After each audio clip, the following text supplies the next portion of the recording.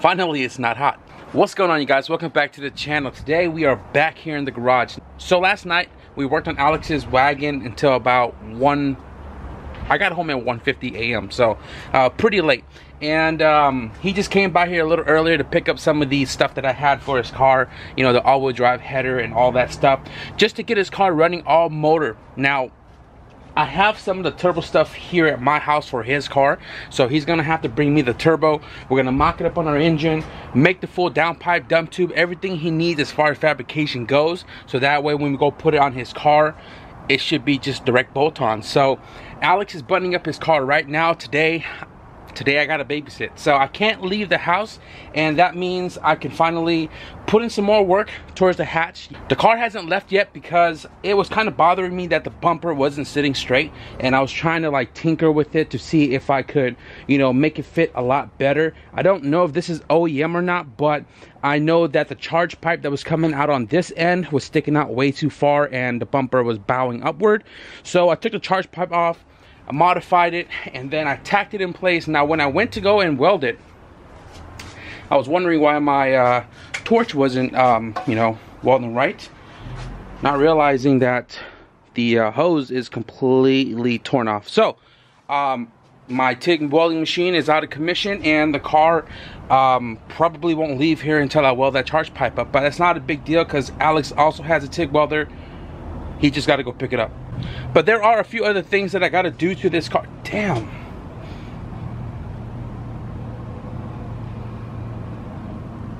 My neighbor's trash can. Holy shit. That is bad.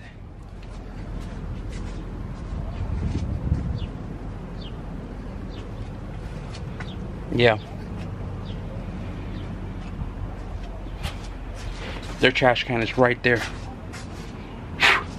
Anyway, so in the 11-second EG video, I didn't cover the fuel tuck part of the you know, fuel system, because I wanted to make sure that the car ran great and you know, everything was like it should before I started touching other things, because the car came here, obviously it ran before with the stock fuel filter, which is not practical for race gas, but it's just chilling right there. Now I did order some stuff the day that I was working on this car, and the parts came in literally the next day, and that's right here. As far as the fuel system goes, it's pretty simple. This is a 10 micron Russell filter. I ran that with E85 C16, no issues. Now a lot of people will argue otherwise, that you would need a much bigger filter, but this is better than a paper stock filter, so I'm not gonna, you know, complain about that. This goes onto the hardline 5/16 tube adapter, which then goes to the filter. Then the filter has a 90 right here coming out, and then I have a bunch of -6 in the garage. That goes to this guy. This guy goes to the fuel rail. Now I'm just gonna throw you guys on the time lapse. I'm gonna put a link on top for a lot of the videos that I've done as far as fuel tucking, building lines and such goes, so you guys can check that out. But I'm gonna go ahead and just knock this out right here, because today I want to at least get this car back on the ground even without the charge pipe, push it out a little bit. And today my main goal is to bring the coupe right here. I'm gonna start sanding the car down some more and hopefully start polishing one side of the car. Let's get it.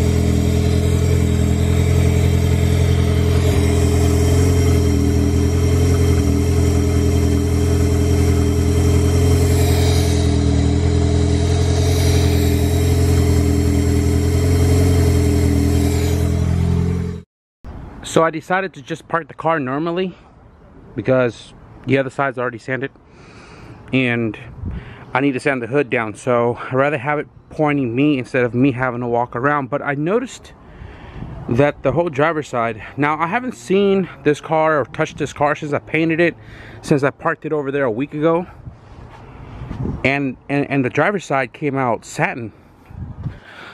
What?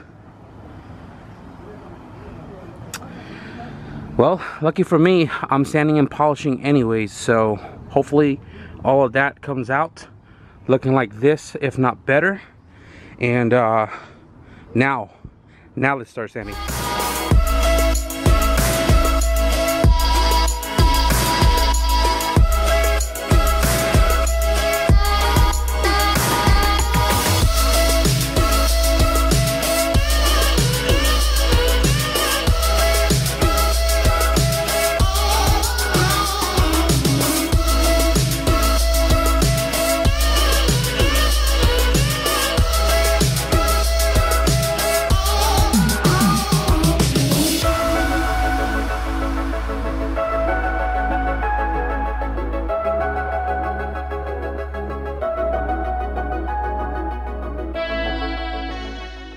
What's going on, guys?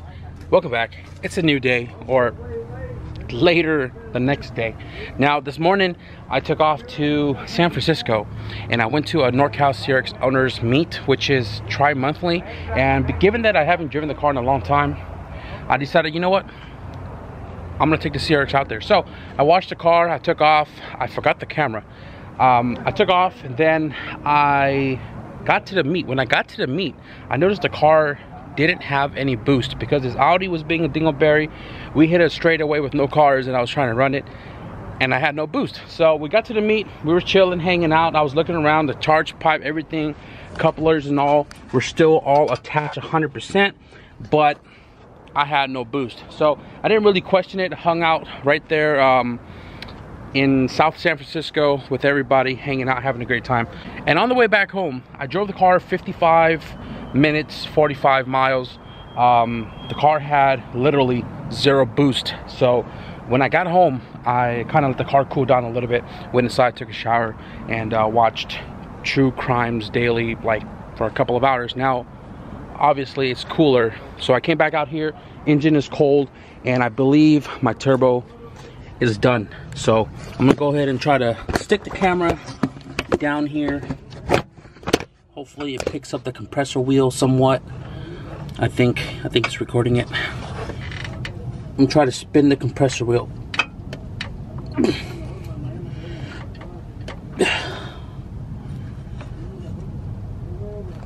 Seized. God damn it. Now this is very unfortunate for my turbo. It is an authentic Garrett GT2876 RS turbo, and it just randomly wanted to seize up today, and I'm pretty sure it's unrebuildable apparently by Garrett, but that's that. If you guys don't know, Joe is going to be boosting his car, and the clutch he is using is the one that's out of that car, because I am going twin disc on mine.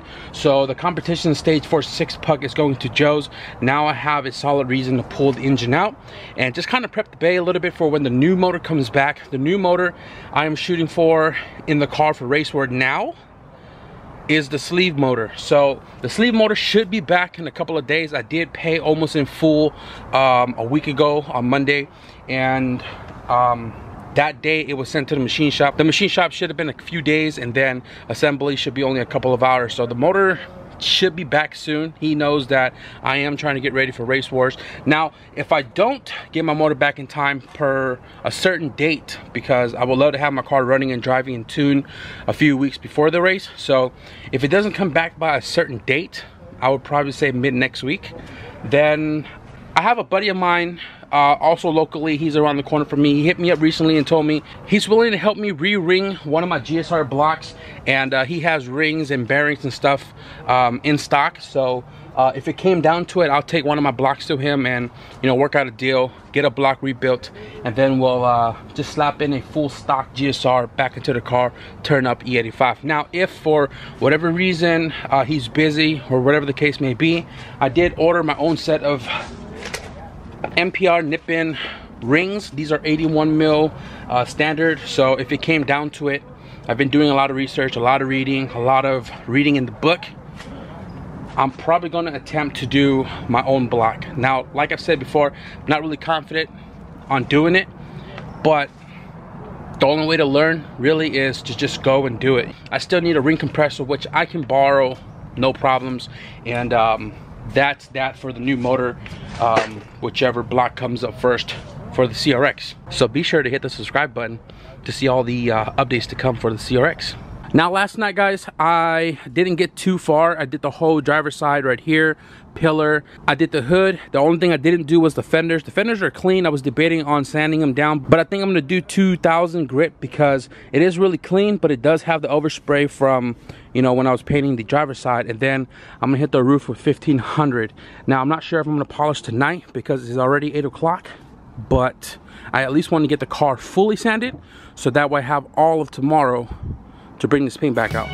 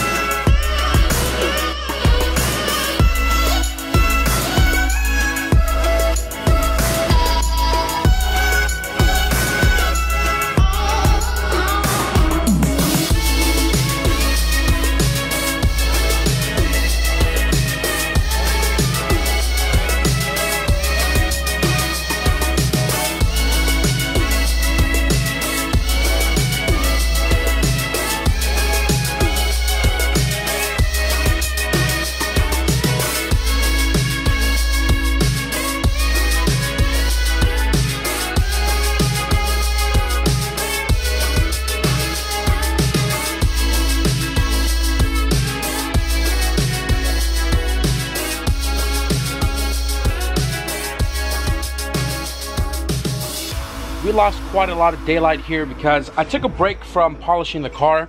I got this side almost done. I just got to do the quarter panel a little bit, but I took a break from it because one, it was super hot. The compound was freaking drying up, and I hella forgot I had to finish this car up. I kind of rigged something up with my TIG torch, and I was able to lay some beads down. So we have the piping that I needed welded all done, and the bumper is fitting a lot nicely. Before I used to bow all crazy because the piping was sticking out, but now that I've tucked it in, everything fits. Bumper is fully secured. I swapped out the headlight because the adjuster was broken, so it was all flopping. Got that all squared up. Corners are in. This side is all buttoned up, nice and firm.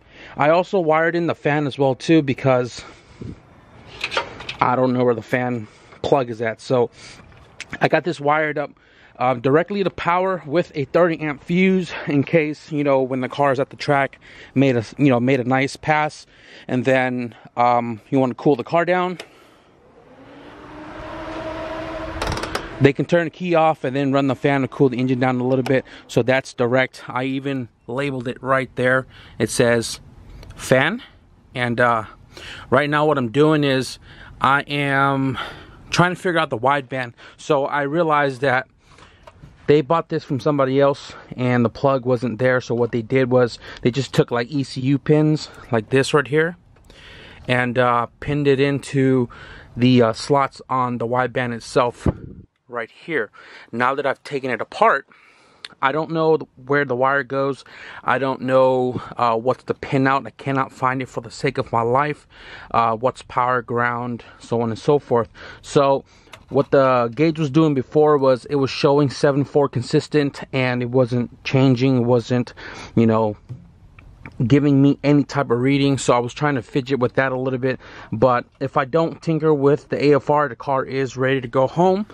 I'm gonna tinker with this a little bit more, and then I'm gonna get back to polishing this quarter, and possibly it might even do the trunk as well, because you know I'm gonna loop around to the passenger side anyways. The EG is wrapped up. Oh, I'm looking for this guy, my solder. So anyways, guys, the EG is wrapped up. It is parked over there. I already talked to my friends. They're gonna come over here after work, pick up the car, and pretty much set up a tune for it real soon. I kind of polished the car a little bit more. Quarter panel is like slightly polished. Doors done, fender. Probably gonna have to do a polishing stage of this, because right now it's just cut, and I'm doing like part of the hood, right? And I'm gonna have to come up with a different game plan. Definitely gonna have to go get some new pads and stuff, but this cut right here, it's not cutting it for me. You got to cut really deep to get it to disappear. You know what I mean? Like, you see the gray, you can still slightly see it after the cut, and then I have to dig it really deep to get rid of it. And I'm not liking the triple work of trying to get rid of that. So tomorrow, maybe, I don't know, it kind of bothers me a little bit on the door as well, but maybe I'm gonna cut it even deeper and get it to be more flat, like this, because that's what you're supposed to do anyways. But I thought I could just get away with a quick cut just so I can polish it, make it all nice and uniform, right? Even with orange peel, at least it'll be uniform all around. But I'm not happy with it. But just know progress is better than no progress, guys. I am putting some work. I am figuring this all out as I go. Never really had an issue before, because I would cut it really flat, but this one I'm really just trying to sell the car, you know what I mean? So we'll continue on it tomorrow, obviously. Sometime this week I'm going to start tearing apart the CRX, because again, I need the clutch out of that for Joe, and also prep that car for the new motor so we can get it you know, up and going again with the new turbo, get that back on the dyno. The goal is still Race Wars. Now, if you guys are wondering, out here in Northern California, Race Wars is August 17th at Sacramento Raceway. So if you guys want to come out, hang out, race, have fun, chill, see the car, August 17th, Sacramento Raceway, guys. But I am going to wrap it up right now, guys. It's like 10:30 right now. I don't want to make hella noise with the buffer, so we're going to have to end it right here. But if you guys enjoyed today's progress, definitely give this video a thumbs up. And if you guys want to see the reassembly, the moldings, the mirror, and everything else before I sell this car, hit the subscribe button. I've been out here all day. I am damn tired. So with that being said, thank you guys for watching, and I'll see you guys in the next video. Peace.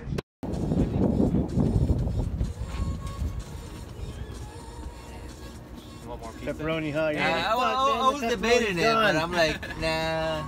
I'm gonna get all stuff. I mean.